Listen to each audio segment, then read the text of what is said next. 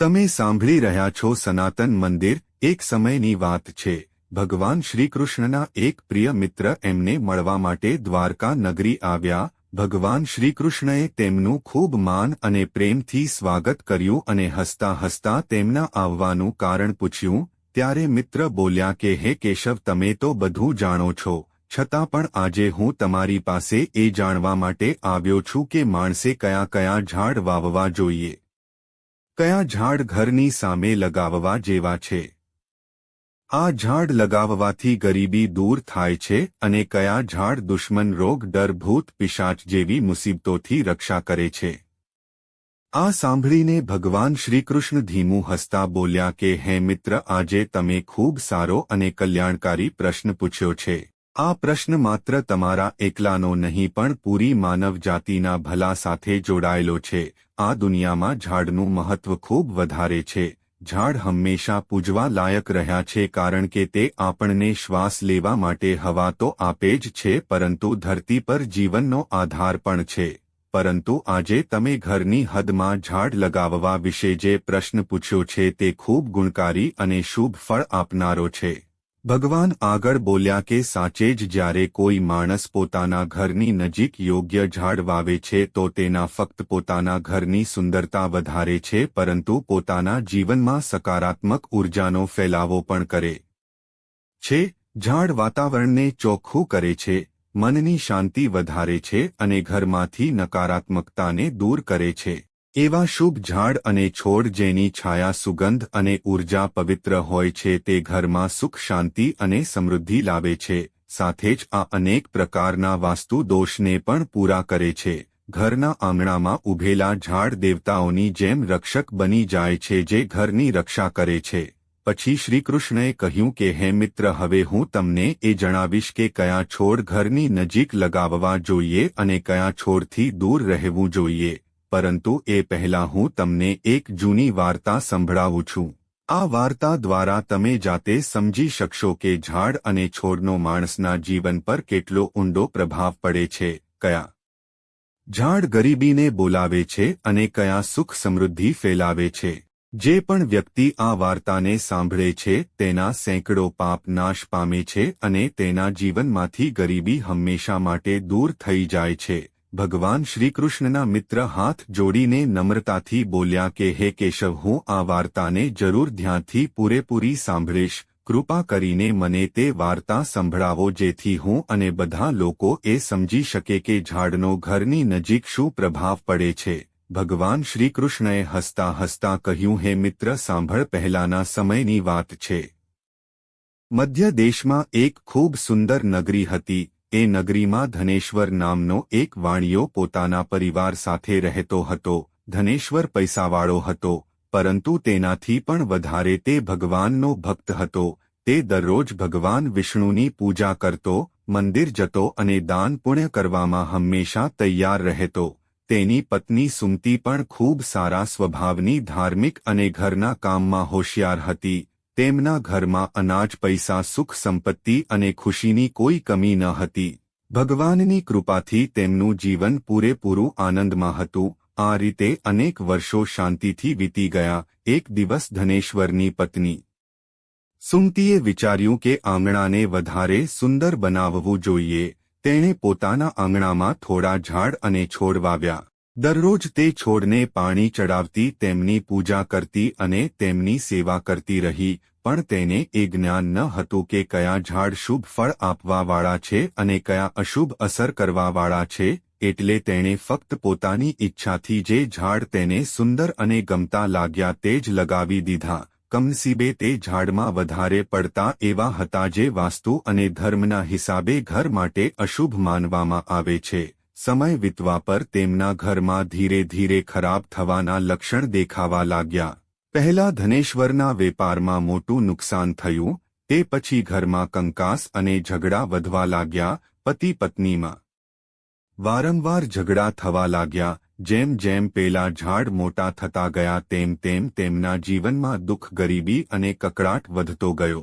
ધનેશ્વરનો વેપાર પૂરી રીતે ડૂબી ગયો. ઘરમાં રાખેલા પૈસા પૂરા થઈ ગયા, ત્યાં સુધી કે જમવા માટે પણ પૈસા ન બચ્યા. ભૂખ અને ચિંતાથી ઘરનું વાતાવરણ ભારે થઈ ગયું. ધનેશ્વરની પત્ની ખૂબ દુઃખી રહેવા લાગી. ક્યારેક તે પોતાના પતિ પર ગુસ્સો કરતી તો ક્યારેક જાતે જ પોતાને કોસતી. એક દિવસ તેણે ગુસ્સે થઈને કહ્યું, હે સ્વામી, હવે તો કંઈક કામ કરો, ક્યાંક જઈને થોડી કમાણી લાવો.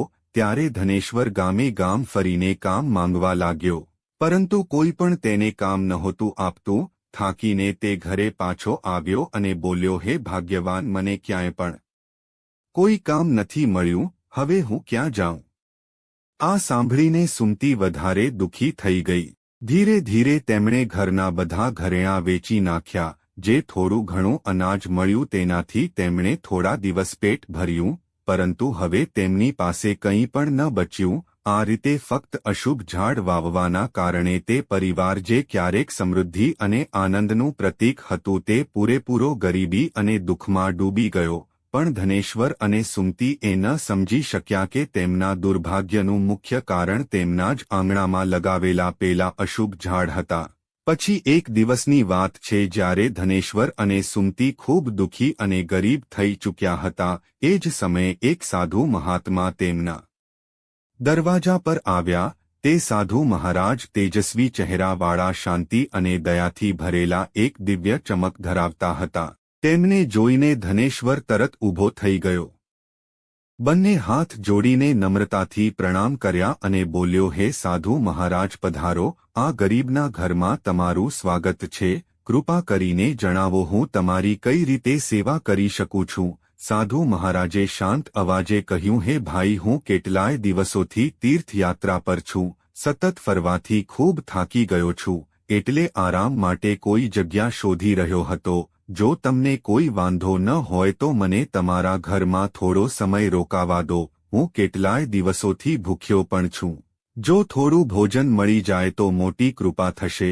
સાધુના આવા નમ્ર અને દયા ભરેલા વચન સાંભળીને ધનેશ્વરની આંખોમાં શ્રદ્ધા છલકાઈ આવી. તે બોલ્યો, હે સાધુ મહાત્મા, તમે જરૂર કોઈ મહાન પુણ્ય આત્મા છો. તમારા ચહેરા પરથી દિવ્ય તેજ દેખાઈ રહ્યું છે. તમારા પગ મારા ઘરમાં પડ્યા એ મારું નસીબ છે. તમારી સેવા કરવી મારા માટે પરમ આનંદની વાત છે. કૃપા કરીને અંદર આવો. સાધુ મહારાજ મલકાયા અને ઘરની અંદર ગયા. તેમણે આંગણામાં એક ખૂણામાં જગ્યા લીધી અને આરામ કરવા લાગ્યા. ધનેશ્વરે ખૂબ માથી તેમના પગ ધોયા, તેમને પાણી આપ્યું અને નમ્રતાથી તેમની સેવામાં લાગી ગયો. પરંતુ તેની પાસે અનાજનો એક દાણો પણ ન હતો. થોડી વાર પછી તે પોતાની પત્નીને બોલ્યો, હે પ્રિયે, આજે આપણા ઘરે સાધુ મહાત્મા પધાર્યા છે. તેઓ ખૂબ પુણ્યશાળી લાગે છે. તેમની સેવા કરવી આપણા જીવનનો સૌથી મોટો મોકો છે. આપણે કોઈ પણ રીતે તેમને જમાડવા જ પડશે. હું ગામમાં જઈને કોઈની પાસેથી થોડા પૈસા માંગી લઉં છું. આટલું કહીને ધનેશ્વર ઘરેથી નીકળી પડ્યો. તે ગામના એક પૈસાવાળા શેઠ પાસે ગયો અને નમ્ર અવાજે બોલ્યો, હે શેઠજી, કૃપા કરીને મને થોડા પૈસા ઉધાર આપી દો. મારા ઘરે એક સાધુ મહાત્મા આવ્યા છે. હું તેમની સેવા કરવા માંગુ છું. શેઠે કડકાઈથી જવાબ આપ્યો, ધનેશ્વર, તારી પાસે તો ફૂટી કોડી પણ નથી બચી. તું મારા પૈસા કઈ રીતે પાછા આપીશ? ધનેશ્વર બોલ્યો, શેઠજી, મારા પર દયા કરો. હું વચન આપું છું, જલ્દી જ તમારા પૈસા પાછા આપી દઈશ. જો હું ન ચૂકવી શક્યો તો તમે મારું ઘર લઈ લેજો. શેઠ થોડી વાર વિચારમાં પડ્યા. તેમની કડકાઈ થોડી ઓગળી અને તેમણે કહ્યું, સારું, જો તું વચન આપે છે તો આ પૈસા લઈ જા, પણ જો પાછા ન આપ્યા તો તારું ઘર મારું થશે. ધનેશ્વરે મક્કમ અવાજે કહ્યું, હે શેઠ, હું વચન આપું છું. પછી તેણે શેઠ પાસેથી થોડા પૈસા લીધા અને બજાર ગયો. ત્યાંથી દૂધ, ચોખા, શાકભાજી, લોટ અને ખાંડ વગેરે જરૂરી વસ્તુઓ ખરીદીને ઘરે પાછો આવ્યો. તેણે ખુશ થઈને પોતાની પત્નીને કહ્યું, હે પ્રિયે, હવે તમે પેલા સાધુ મહાત્મા માટે પ્રેમથી રસોઈ બનાવો. સુમતીએ ફટાફટ રસોઈ તૈયાર કરી. જલ્દી જ સ્વાદિષ્ટ ભોજન બનાવીને તેણે થાળીમાં પીરસ્યું અને ખૂબ નમ્રતાથી સાધુ મહારાજની સામે મૂકી દીધું. સાધુએ પ્રેમથી ભોજન લીધું. તેમની આંખોમાં દયા અને સંતોષ દેખાઈ રહ્યો હતો. જમવાનું પૂરું થઈ ગયા પછી જ્યારે તે સાધુ મહાત્મા ધનેશ્વરના ઘરેથી જવા લાગ્યા તો તેમણે પ્રેમથી કહ્યું, હે ભાઈ, હું તારી ભક્તિ, સેવા અને આદર સત્કારથી ખૂબ ખુશ છું.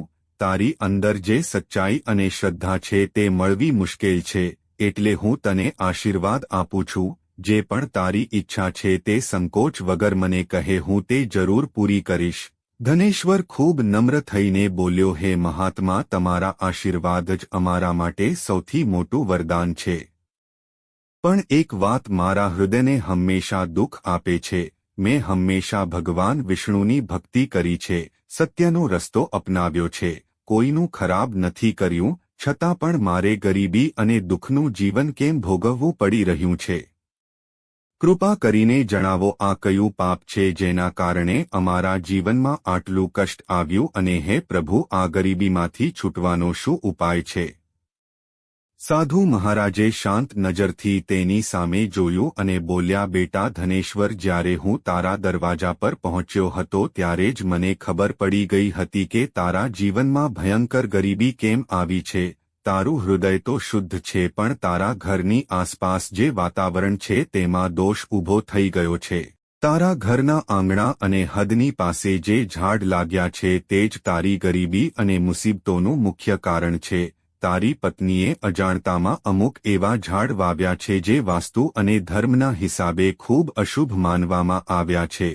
આ ઝાડની છાયામાં તારા ઘરની લક્ષ્મી રિસાઈ ગઈ છે. એટલે પહેલા આ ઝાડને હટાવી દે અને તેની જગ્યાએ શુભ ઝાડ લગાવ. ધનેશ્વરે ખૂબ નમ્રતાથી કહ્યું, હે મહાત્મા, તમે સાક્ષાત જ્ઞાનના સાગર છો.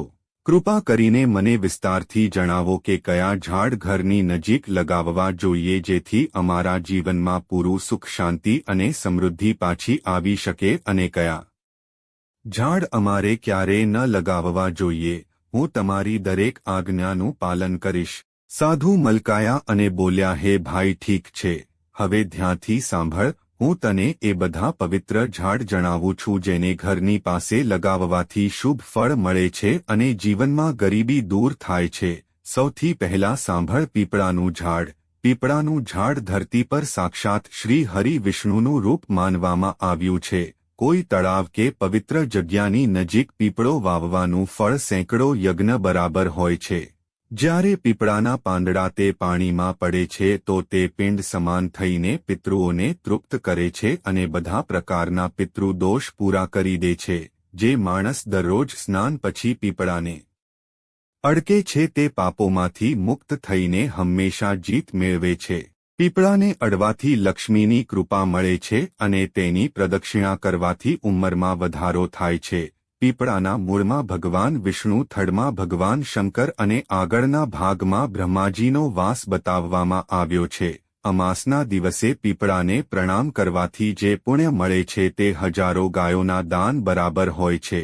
આ સંસારમાં પીપળા જેવું કોઈ બીજું પવિત્ર ઝાડ નથી, કારણ કે પોતે શ્રી હરિ આ ઝાડના રૂપમાં ધરતી પર બિરાજમાન છે. જે વ્યક્તિ પીપળાને કાપે છે કે તેની ડાળી તોડે છે તે મહાન પાપનો ભાગીદાર બને છે અને એક યુગ સુધી નરકમાં યાતના ભોગવે છે. એટલે હે ભાઈ, પીપળાની સેવા કર, તેને પાણી આપ અને ક્યારેય નુકસાન ન પહોંચાડ. આ ઝાડ ધન, સંપત્તિ અને સુખનો સ્ત્રોત છે. સાધુએ થોડી વાર રોકાઈને કહ્યું, સાંભળ, બીજું ઝાડ, આંબળાનું ઝાડ. આંબળા બધા લોકમાં પવિત્ર અને શુભ માનવામાં આવ્યા છે. આને અમૃત ફળ કહેવાયું છે. આંબળા વાવવા અને તેની પૂજા કરવાથી માણસ જન્મ મૃત્યુના બંધનમાંથી મુક્ત થાય છે. આ ઝાડ ભગવાન વિષ્ણુને ખૂબ પ્રિય છે. જે વ્યક્તિ દરરોજ આંબળા ખાય છે કે તેની છાયામાં બેસીને ધ્યાન કરે છે તેના બધા પાપ નાશ પામે છે. આંબળા ખાવાથી માણસની ઉંમર વધે છે, તેનું શરીર મજબૂત અને રોગ મુક્ત રહે છે. જે માણસ દરરોજ આંબળા ખાય છે તે લાંબુ જીવનાર, તેજસ્વી અને તાકાતવાળું હોય છે. આંબળાનો રસ પાણીમાં ભેળવીને પીવાથી બધા પ્રકારના રોગોનો નાશ થાય છે. ખાસ કરીને આંખ, ચામડી અને મનના વિકાર દૂર થાય છે. જો કોઈ વ્યક્તિ આંબળાનું પાણી નહાવાના પાણીમાં ભેળવીને સ્નાન કરે તો તેના જીવનમાંથી ગરીબી, કકળાટ અને દુર્ભાગ્ય દૂર થઈ જાય છે તથા તે બધા પ્રકારના ઐશ્વર્ય અને સારા નસીબનો અધિકારી બને છે. જે ઘરમાં આંબળા હંમેશા હાજર રહે છે ત્યાં દૈત્ય રાક્ષસ અને નકારાત્મક શક્તિઓ ક્યારે પ્રવેશ નથી કરતી। 11ના દિવસે જો આંબળાના દર્શન કે સેવન કરવામાં આવે તો માણસને તે પુણ્ય મળે છે જે બધા તીર્થોમાં નહાવાથી પણ વધારે હોય છે। પોતાના વાળમાં આંબળાનો ઉપયોગ કરવાવાળો માણસ લાંબુ જીવે છે અને તેને મૃત્યુ પછી ફરી આ નાશવંત લોકમાં જન્મ નથી લેવો પડતો। જે ઘરના દરવાજા કે આંગણાની પાસે આંબળાનું ઝાડ હોય છે ત્યાં સાક્ષાત શ્રી લક્ષ્મીનારાયણનો નિવાસ માનવામાં આવ્યો છે કારણ કે તે જગ્યા પવિત્ર સમૃદ્ધ અને શાંતિથી ભરેલી રહે છે। હવે સાંભળ સાધુ આગળ બોલ્યા ત્રીજું શુભ ઝાડ છે આસોપાલવનું ઝાડ। તેના નામમાં જ શોકનો નાશ સમાયેલો છે। આસોપાલવના ઝાડમાં અપ્સરાઓનો વાસ કહેવાયો છે। આ ઝાડ શોક નિરાશા અને દુઃખને નાશ કરવાવાળું છે। જે ઘરની પાસે આસોપાલવનું ઝાડ હોય છે ત્યાં હંમેશા સુખ શાંતિ અને સુંદરતા બની રહે છે। આ ઝાડ મનને ઠંડક અને હૃદયને ખુશી આપે છે। દેવી લક્ષ્મીએ પોતે કહ્યું છે કે આસોપાલવની નજીક રહેવું તેમને ખૂબ ગમે છે કારણ કે આ ઝાડ ઘરના વાતાવરણને પવિત્ર અને નસીબ વધારનારું બનાવે છે। જ્યારે દેવી સીતા માતા રાવણ દ્વારા લંકા લઈ જવામાં આવ્યા ત્યારે તેમનો નિવાસ અશોક વાટિકામાં થયો હતો। આસોપાલવના ઝાડે તે મુશ્કેલ સમયમાં માતા સીતાને છાયા શાંતિ અને ધીરજ આપી હતી। એટલે માતા સીતાએ આ ઝાડને એ વરદાન આપ્યું કે જ્યાં પણ આસોપાલવનું ઝાડ હશે ત્યાં મારા આશીર્વાદ અને દેવી લક્ષ્મીનો વાસ હંમેશા રહેશે। એટલે આસોપાલવનું ઝાડ ઘરની નજીક લગાવવાથી ઘરમાં શાંતિ સારા નસીબ અને પારિવારિક પ્રેમ જળવાઈ રહે છે। ચોથું ઝાડ સાંભળ પાકડનું ઝાડ। આ ઝાડ ખૂબ પુણ્ય આપનારું માનવામાં આવ્યું છે। જે માણસ પાકડનું ઝાડ વાવે છે તે મહાયજ્ઞ સમાન પુણ્ય મેળવે છે।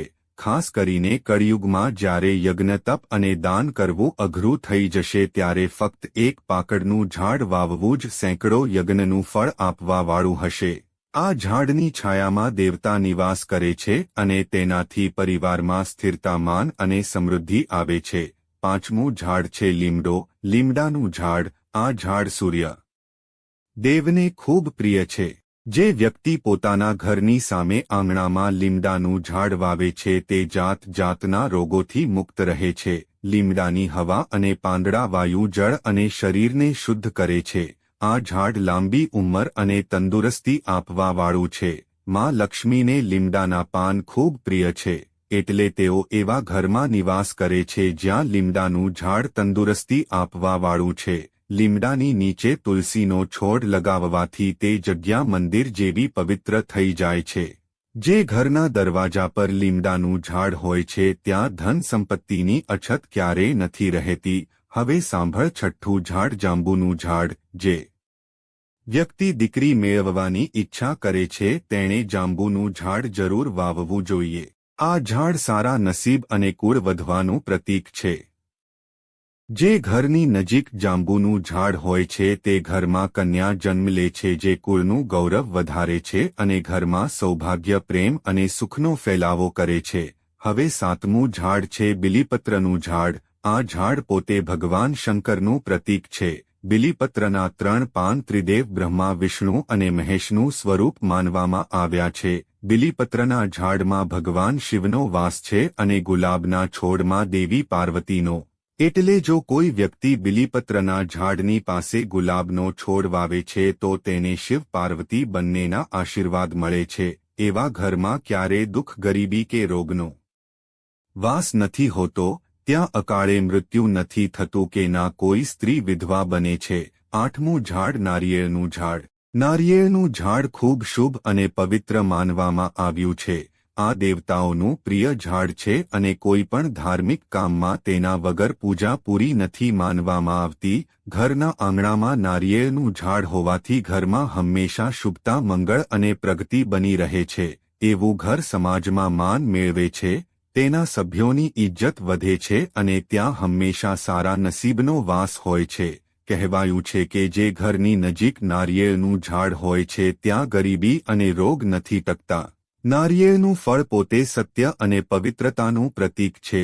સુંદર પત્નીની ઈચ્છા કરવાવાળો વ્યક્તિ જો પોતાના ઘરની પાસે દાડમનું ઝાડ વાવે તો તેને સંસ્કારી, ધાર્મિક અને ભાગ્યશાળી પત્ની મળે છે. દાડમનું ઝાડ લગ્નજીવનના સુખ અને સુંદરતાનું પ્રતીક છે. તેના ફળ લાલ રત્ન સમાન માનવામાં આવે છે, જે પ્રેમ, સમૃદ્ધિ અને પારિવારિક સંપનો સંકેત આપે છે.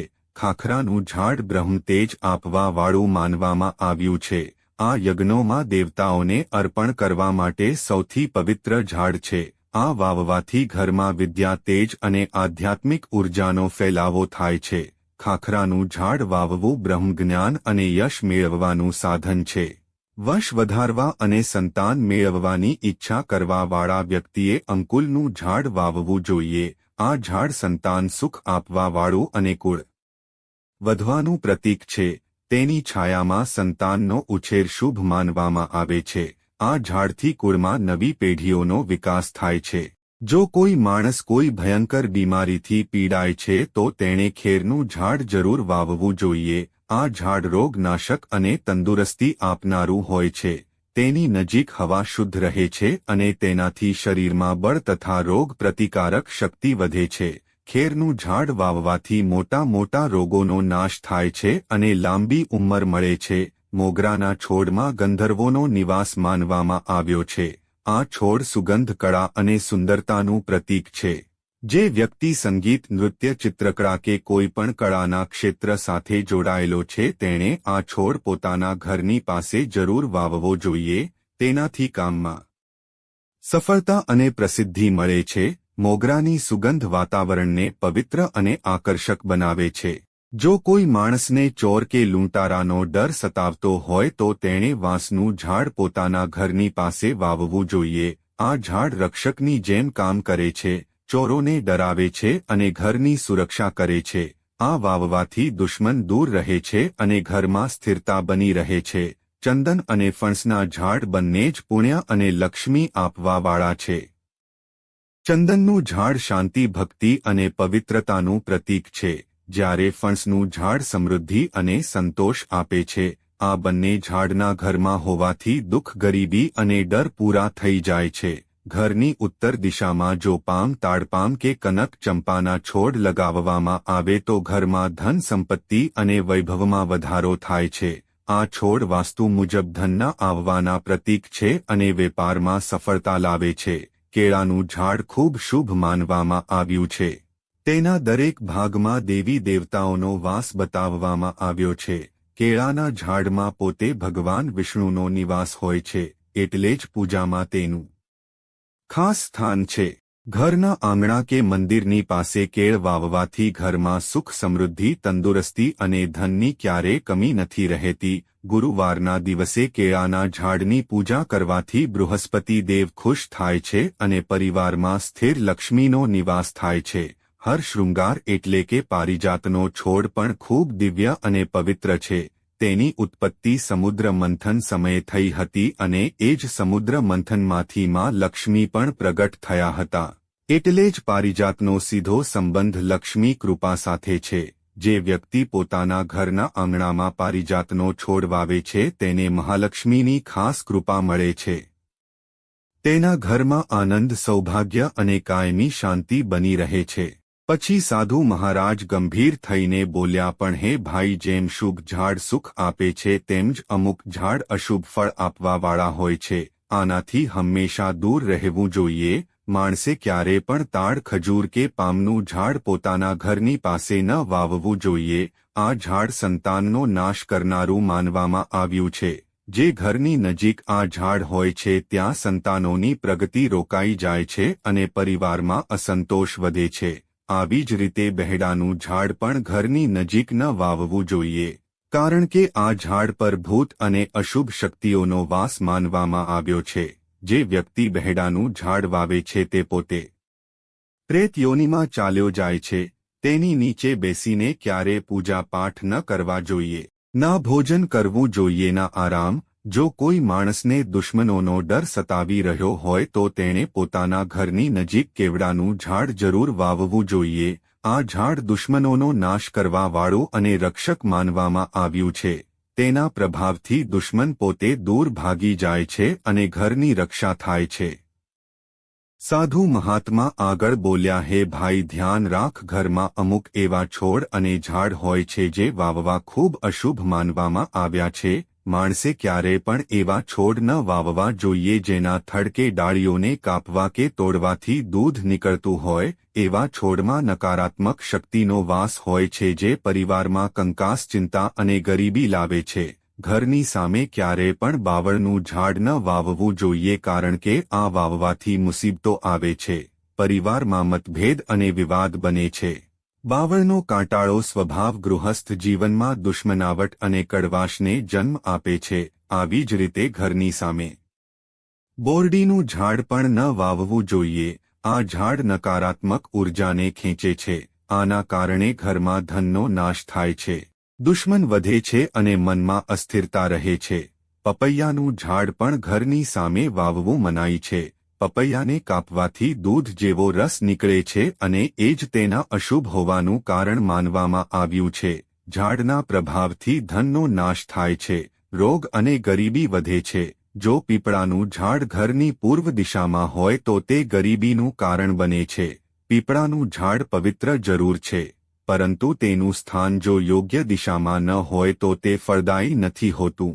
પીપળાને હંમેશા મંદિરો, નદી કિનારે કે તળાવની પાસે વાવવું શુભ હોય છે, ના કે ઘરના દરવાજા પર. જો વડનું ઝાડ ઘરની પશ્ચિમ દિશામાં હોય તો ઘરમાં શોક અને દુઃખનું વાતાવરણ બન્યું રહે છે. વડનું ઝાડ ખૂબ શક્તિશાળી છે, એટલે તેને ફક્ત મોટા સ્થાનો, મંદિરો કે 4 રસ્તા પર વાવવું જ શુભ માનવામાં આવ્યું છે.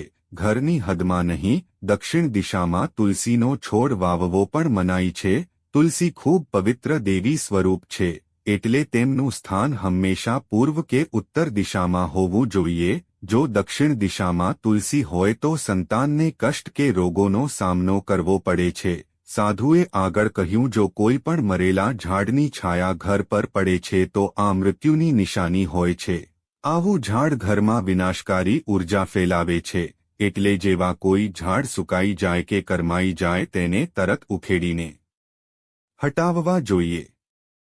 જીવતા ઝાડ જ ઘરમાં મંગળ અને પ્રાણ ઉર્જાનો ફેલાવો કરે છે. પછી સાધુ મહાત્માએ કહ્યું, હે ભાઈ, હવે મેં તને શુભ અને અશુભ બધા ઝાડનું વિસ્તારથી જ્ઞાન આપી દીધું છે.